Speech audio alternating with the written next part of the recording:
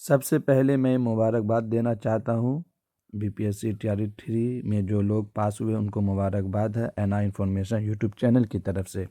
मैं सारे रिज़ल्ट का पीडीएफ डाउनलोड कर लिया हूँ और आप लोगों के लिए सहूलत के लिए मैं डिस्क्रिप्शन में लिंक दे दिया हूँ।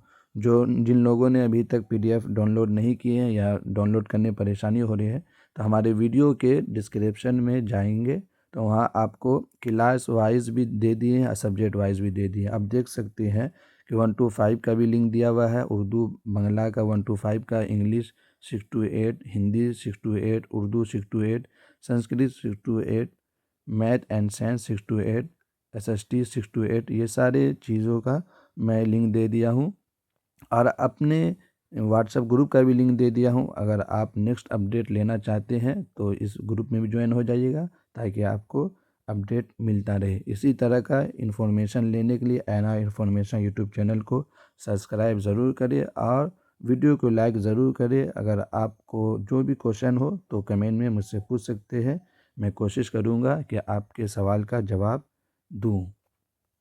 Thank you for watching video.